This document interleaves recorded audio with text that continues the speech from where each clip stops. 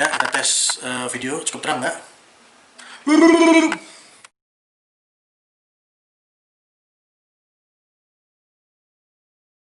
Assalamualaikum warahmatullahi wabarakatuh. Assalamualaikum warahmatullahi. Jumpa lagi di channel Bantu Bisnismu. Seperti biasa, kita akan berbincang-bincang tentang bisnis. Semuanya tentang bisnis, serba-serbi tentang bisnis, tentang manajemen bisnis, tentang keuangan, tentang SDM. Seperti biasa, di sebelah saya ada Coach Iqbal, yang namanya sudah melanglang buana di dunia perbisnisan.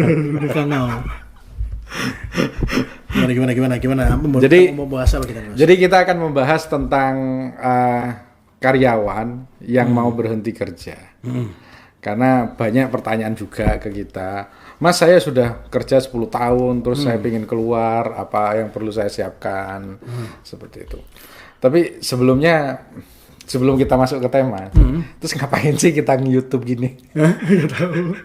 Kan kamu yang nyuruh, bukan kamu yang minta lu. Gimana? Kan kalau nggak kamu minta juga nggak mau aku YouTubean gimana coba? Kamu yang nyuruh, kamu aja yang nongol-nongol. Jadi gini, tujuannya kan sharing ilmu lah, sharing ilmu apa yang kita punya kita bagikan ke teman-teman kita sekalian. Gitu. Jadi ya artinya kita ini aja sharing-sharing aja ya. Ya, jadi sharing pengalaman. Jadi Bantu Bisnismu di sini ini ya sebagai sebuah badan yang membantu tentang perbisnisan lah ya. Tentang perbisnisan baik itu tentang manajerial, keuangan, SDM dan lain-lain tadi ya. Ya karena banyak teman-teman yang baru mulai bisnis ataupun mungkin sudah lama menjalankan bisnis tapi kesulitan. Itu sudah 10 tahun. Itu sering loh, Ros. Jadi 10 tahun berbisnis begitu-gitu aja. Gitu. Jadi di Bantu Bisnismu ini kita akan sharing tentang pengalaman kita. Pengalaman pribadi kita berbisnis selama mungkin lebih dari 10 tahun. Lebih lah, hampir 20. Hampir 20 tahun di dunia bisnis. Jadi kita langsung masuk ke materi. Langsung masuk ya tadi tentang karyawan ya? Iya, tentang karyawan. Kenapa karyawan baru masalah? Enggak. Jadi gini. Mungkin gajinya kecilan, Mas. Gajinya kecilan paling. Gaji gede. Boleh ya. Terus mau keluar. Jadi gini, banyak yang teman-teman kita, teman kita juga itu kan sering bertanya ke kita. Mas, saya pengen keluar dari sebuah pekerjaan. Apa aja yang perlu saya siapkan? Lah, itu kebanyakan. Jadi apa aja yang perlu disiapkan dulu? Nah, jadi gini, kan namanya orang keluar itu kan pasti ada ketidaknyamanan. Ya ada ketidakamanan, mungkin dia bentrok terus sama bosnya. Terus mungkin juga gaji kekecilan. Makanya tadi kan aku tanya karyawanmu kenapa Ros gitu. Kamu senenin terus paling. Nah, tapi gini, sebelum memutuskan untuk keluar dari sebuah perusahaan, misalnya kita sebagai seorang karyawan gitu ya, kalau mau keluar, bagusnya itu kita memiliki pertimbangan-pertimbangan. Salah satunya sudah punyakah kita tabungan yang cukup untuk biaya hidup kita, karena begitu kita keluar dari perusahaan kan kita nggak ada income lagi tuh. Iya benar. Nggak ada income lagi. Apa kita sudah punya tabungan yang cukup? Jadi ini tabungan ya, bukan modal usaha ya. Tabungan dulu. Tabungan yang bagus ya. Kalau misalnya kita milikin itu adalah ya bagusnya 6 kali lipat gaji. Jadi 6 bulan. 6 bulan. Kalau mau lebih aman lagi mungkin 1 tahun atau 2 tahun. 24 kali gaji atau 12 kali gaji. Nah, tapi sebelum itu tentu saja kita juga sudah harus punya persiapan kita mau melakukan apa dulu. Biasanya kan kalau karyawan itu pengennya jadi pengusaha. Karena gini, si karyawan ini enak banget sih jadi pengusaha. Nah itu kan, jadi kadang-kadang ngeliatnya kan lebih tetangga lebih hijau gitu ya. Gak ada yang marahin gak ada yang ngomongin di belakang. Dia aja kan nggak tahu gitu loh. Malah di komplain sama supplier kan. Nggak tahu, dia kan nggak tahu susahnya. Ada juga yang temanku itu sering digedain bosnya, jadi dia mau keluar katanya. Bosnya perempuan? Enggak. Oh gitu, temanmu perempuan. Kabarnya karyawanmu mungkin. kamu yang godain. Jadi pengen cepat keluar. Jadi gitu. Jadi kita harus tahu dulu, sebelum keluar, saya mau melakukan apa. Jadi nggak kaget dulu. Nah kebanyakan kan mindset yang beredar di umum, karena umum itu adalah kalau mau bisnis ya waktu yang tepat kapan ya sekarang kan gitu. Jadi tanpa menunda-nunda. Nah padahal kalau aku pribadi, kalau misalnya mau keluar, seorang mau keluar dari bisnis itu dia harus punya persiapan dulu. keluar dari karyawan. Jadi dari zona karyawan itu ya, mau jadi zona entrepreneur, dia harus punya persiapan dulu. Saya sebetulnya mau ngapain sih keluar itu? Pertama, kenapa saya mau keluar? Mungkin ada ketidakamanan tadi, mungkin gaji terlalu kecil, atau mungkin masa depan kalau kayak gini-gini aja rasanya kok kurang jelas. Lain cerita misalnya jadi karyawan migas, karyawan BI gitu, BUMN, nah itu kan lain ya mungkin ya. Tapi kalau misalnya mungkin yang ya swasta juga banyak yang gede sih, cuman artinya mungkin ada ketidaknyamanan karena relatif gaji 10 juta bagi sebagian orang besar, bagi sebagian orang lain kecil, makanya kan tergantung dirinya dulu. Makanya saya mau keluar kenapa? Apakah karena gaji kurang atau segala macam? Nah harus dilihat dari situnya dulu. Atau mungkin karena anak saya udah mau SMA, kalau gini-gini terus nanti nggak bisa, maka saya harus berusaha. Atau nanti kalau orang tua saya sakit, orang tua saya sudah tua, atau sekarang saya juga sudah mau sakit-sakitan atau gimana lah ya, banyak pertimbangan kan. Tapi dia harus tahu setelah saya keluar, saya mau melakukan apa. Nah ini harus tahu dulu. Kebanyakan orang keluar dari perusahaan ya langsung keluar aja gitu, nggak punya persiapan. Oh Bismillah lah ya, still yakin. Nah, memang sih ada juga yang berhasil, tapi sedikit sekali yang bisa sukses. Banyak kan biasanya udah gulung-kuming dan bisa jadi ujung-ujungnya balik jadi karyawan lagi gitu loh, tanpa punya persiapan. Jadi bagusnya punya persiapan, saya mau ngapain, saya sudah punya tabungan. Gitu dulu. Kalau dari perspektifmu ya, itu enak jadi karyawan apa enak jadi pengusaha sih? Kalau jadi perspektif gini kan aku pernah kerja sama orang. Iya lah itu. Kan aku pernah kerja sama orang juga, Ros. Iya. Tapi awal-awal lulus kuliah dulu. Betul, kerja sama orang. Tapi kan aku punya mindset. Kamu kan tahu sendiri mindsetku pokoknya pengen jadi pengusaha, gitu kan. Jadi aku kerja sama orang bukan untuk cari duit, nah, itu yang utama. Jadi mindsetnya adalah saya pengen belajar. Dibayar kecil pun tidak ada masalah, gitu loh. Yang penting saya mau belajar. Dan namanya belajar itu nggak 1 tahun, nggak 2 tahun, nggak 3 tahun. Ya cukup dalam hitungan bulan aja. Dulu kita waktu 3 bulan, 3 bulan 4 bulan lah. Itu belajar. Ya belajar namanya belajar ya sebentar aja. Ya kan? Kalau waktu itu apa yang kamu pelajari dari pekerjaanmu yang lama? Memang waktu itu masuk ke perusahaan yang cukup besar ya. Karena memang ingin belajar tentang sistem manajemen. Waktu itu perusahaan apa sih? Perusahaan bergerak di bidang properti. Berarti kamu mau belajar di situ, setelah kamu paham, kamu mau buka properti sendiri? Iya, memang seperti itu. Jadi tahu gimana sih cara marketing. Kalau saya mau jadi developer tuh gimana sih? Itu loh. Kenapa waktu itu kok terjun kerja, kok nggak ikut? Kan banyak tuh seminar-seminar tentang properti. Loh, nggak bisa gitu loh. Kita kalau aku ya, misalnya mau lihat sesuatu harus lihat dari perspektif yang berbeda. Jadi kadang-kadang kalau misalnya kamu langsung jadi bos, kamu tuh nggak tahu di bawahnya tuh gimana. Kita memperlakukan di bawah itu gimana. Tapi ketika kita sudah pernah jadi karyawan, maka kita akan lebih aware lah menghadapi karyawan tuh gimana kalau kita jadi bos.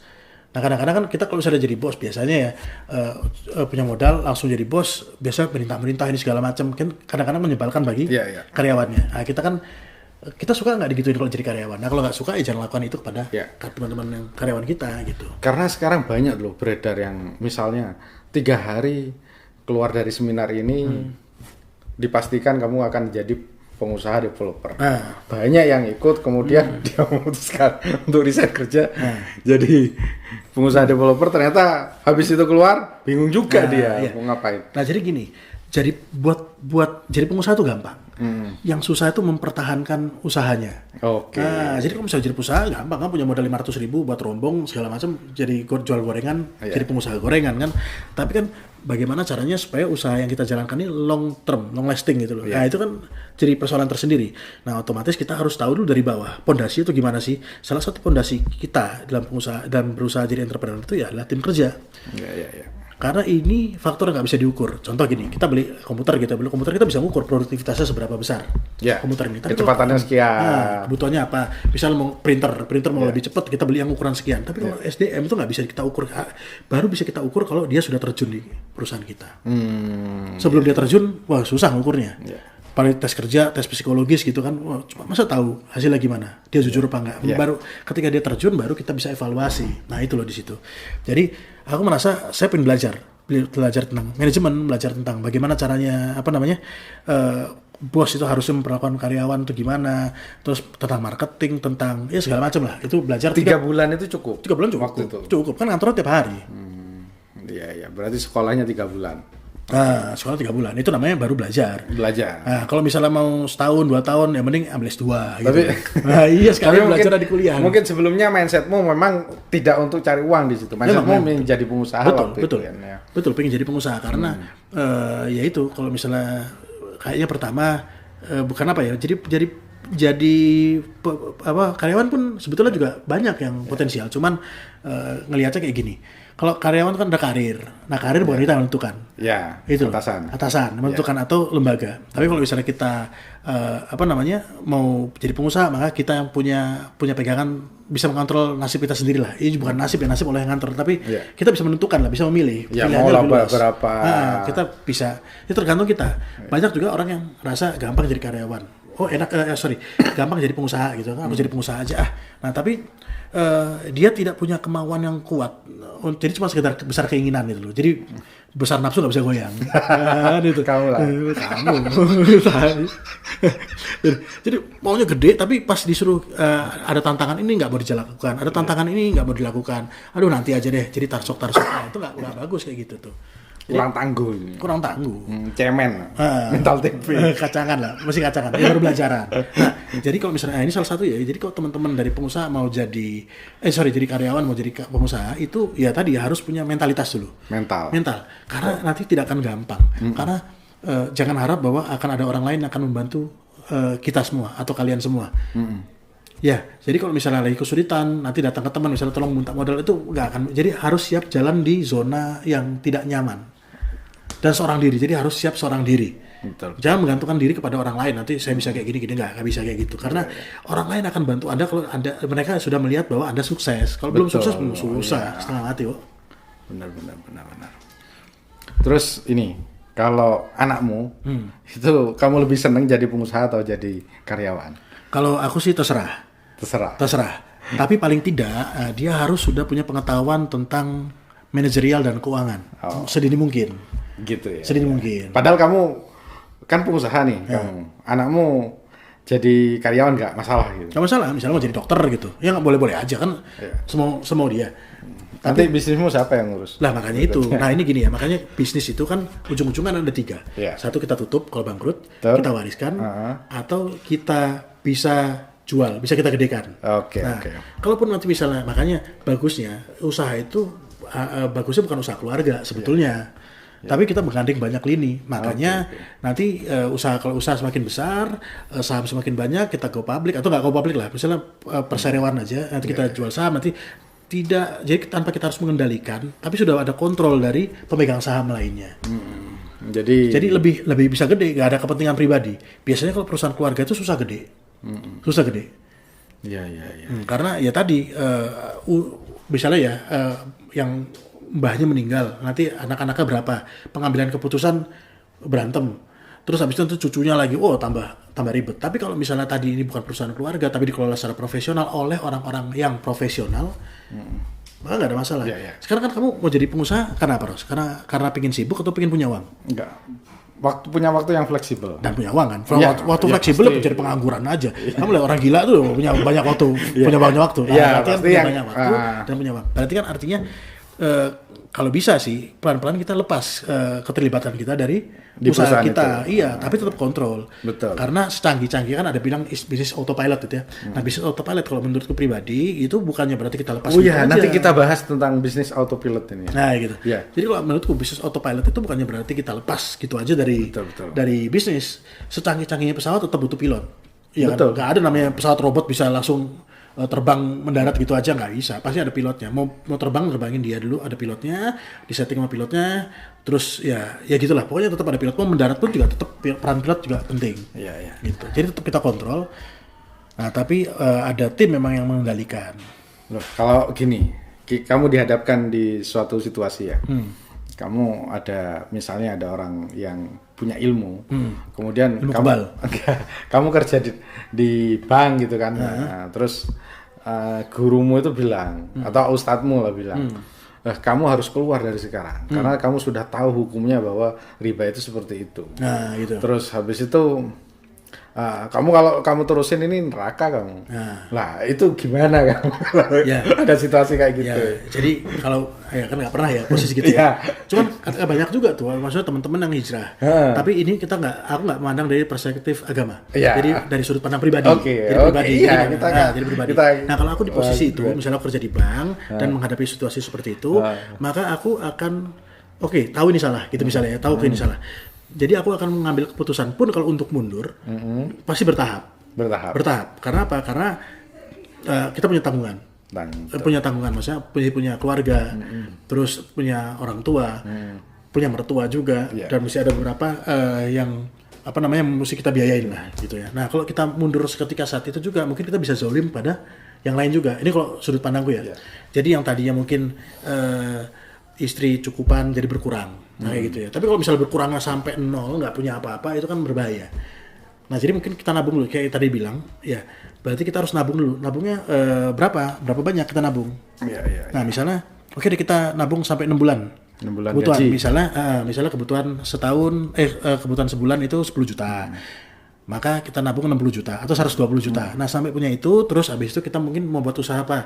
Buat usaha ini gitu ya, bakso. Jual bakso butuh modal mungkin 40 juta gitu ya, 40 juta. Maka kita harus punya tabungan 200 juta dulu. 200 juta. Pelan-pelan kita nabung, sampai punya uang 200 juta baru kita memutuskan untuk lepas total. Nah tapi juga nggak lepas total langsung, mungkin pelan-pelan sambil kita mundur pelan-pelan lah. Sambil kita buka usaha merintis, itu. Kalau sudah terlanjur keluar. Ternyata pada saat keluar dia bingung. Tabungannya sudah habis. Kemudian sedangkan dia punya keluarga. Kalau aku di posisi itu, apakah aku akan turunkan gengsi dan aku nggak apa-apa jadi karyawan dulu. Gitu. Balik lagi jadi karyawan. Ya, tapi kan kita kan kalau misalnya tadi sudah tahu salah dan benar, misalnya kita kan nggak bilang kerja di bank itu haram gimana, kita nggak bisa dari bahas agama ya, tapi kalau misalnya kita nganggap itu salah, ya cari kerjaan di tempat lain. Nggak apa-apa gitu loh. Gitu. Jadi nggak usah di bidang lain. Di tempat lain boleh. Nah, tapi ya artinya ya kita fleksibel lah. Jangan terlalu kaku, harus pengen jadi pengusaha gitu. Karena pengusaha pun itu kan butuh modal. Nggak ada namanya, paling nggak modal mentalitas lah. Mentalitas, modal waktu, jam terbang, integritas, itu kan semuanya kan dibutuhkan. Karena itu yang utama, Ros. Bukan modal yang utama. Tapi integritas, mentalitas itu yang utama. Gitu. Jadi gitu kalau misalnya aku hadapan posisi seperti itu, ya tadi aku mungkin milih ya kayak tadi itu. Terus ini kan ada juga pertanyaan. Saya mau keluar Mas, saya mau ikut seminar gitu biar dapat ilmu gitu. Terus habis itu setelah dari seminar dia sudah maksud pertanyaanku ini memang setelah dia merasa pinter karena ikut seminar, tabungan sudah ada. Apakah itu sudah bekal yang cukup untuk menjadi pengusaha? Nah, kalau aku bilang ya, orang ikut seminar, pembicara di depan itu kan pasti sudah punya pengalaman paling tidak lebih dari 5 tahun lah. Makanya dia berani ngomong kan. Betul. Gitu. Nah, sedangkan kita yang baru semangat gitu. Semangat, pengen langsung niru. Nah, itu kan susah. Kenapa? Karena dia ngomong berdasarkan jam terbangnya dia 5 tahun lebih melakukan sebuah bisnis. Nah, pasti tentunya tidak akan mungkin bisa dilakukan hal yang persis sama seseorang yang baru masuk. Ya contohnya kayak gini lah. Kalau misalnya dia kan misalnya gini, di satu kelas SMA atau SD itu ya, itu kan pasti gurunya sama, ilmunya sama yang terangin. Tapi buktinya ada ranking kan, ada ranking 1, ranking 20 gitu kan, pasti ada. Padahal ilmunya sama. Berarti bedanya di mana? Di daya tangkap sama eksekusi, kemampuan mengeksekusi. Nah, bisa jadi kayak gitu. Jadi ketika ikut seminar, semangat, tapi tidak punya kemampuan eksekusi yang cukup tangguh gitu lah. Akhirnya ya terjerembab. Jadi saranku kalau misalnya seminar oke lah. Seminar itu hanya untuk meningkatkan motivasi, menjaga motivasi tetap tinggi. Nah, tapi selain motivasi, cari mentor kalau bisa. Cari mentor. Komunitas penting nggak sih? Komunitas bisa juga, tapi yang utama mentor. Kalau mau cepat ya, mending cari mentor. Komunitas itu seperti tadi, cuma untuk jaga motivasi doang. Tapi yang lebih utama punya mentor. Jadi kalau kita boleh simpulkan, yang pertama harus dipersiapkan dulu benar-benar matang, kemudian harus punya modal untuk usaha minimal 6 kali ya Pak? 6 kali lah, biar aman. Jadi sebenarnya jadi karyawan ataupun jadi pengusaha itu tergantung mindset ya. Tergantung mindset. Iya. Misalnya saya memang pengen jadi profesional, misalnya saya pengen jadi hakim, saya pengen jadi jaksa, ya sudah, nggak apa-apa. Fokus. Jadi kalau ketika Anda sudah mengambil peran, memilih peran, maka mending bangun kompetensi di peran tersebut. Betul. Misalnya mau jadi pegawai negeri, nggak salah. Ya monggo jadi pegawai negeri yang baik. Betul. Mau jadi hakim yang baik. Betul. Mau jadi pengacara yang baik. Jadi dokter yang baik. Mau jadi pengusaha yang baik. Jangan jangan setengah-setengah gitu. Jadi tergantung mindsetnya. Betul terus kapan salahnya? Oh iya, kalau teman-teman yang kemudian yang kebingungan, misalnya kebingungan teman-teman udah keluar dari kerja, kemudian mau sharing-sharing ke kita, bisa nggak gitu Pak? Ya boleh dong, datang kantor kita bisa, ngisi klinik bisnis kita di website juga bisa. Kita punya klinik bisnis gratis, jadi konsultasi bisnis gratis di website kita, jadi bisa masuk ke website kita dan ngisi formulirnya. Nanti akan kami jawab. Bayar? Enggak, gratis Ros. Gratis. Yeah. Jadi seperti itu dibilang tadi bahwa kita ini ngerasa ayo kita pengen ngajak teman-teman juga yang lain. Ayo kita bukannya bisnisnya gede-gede banget. Yeah, kita juga ada komunitas ya. Nah, kita juga ada komunitas ya, kita juga nggak gede-gede banget lah. Jadi kalau misalnya dibandingkan sama bisnis kelas kakap lainnya ya kita mesti jauh lah.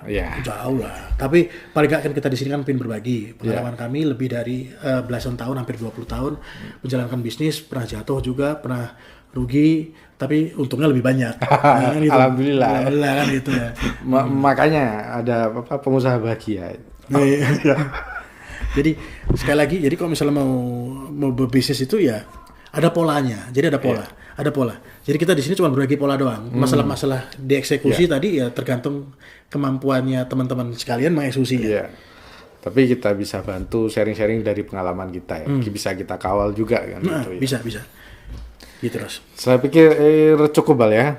Jadi itulah hasil obrolan dengan Coach Iqbal tentang pengusaha atau mau jadi karyawan. Karyawan mau jadi pengusaha. Iya, jadi pengusaha. Ngantuk ya. Oke teman-teman, sampai jumpa di pertemuan berikutnya. Jangan lupa untuk like dan share video ini jika bermanfaat. Oke, pamit ya. Ya. Yuk, assalamualaikum warahmatullahi wabarakatuh.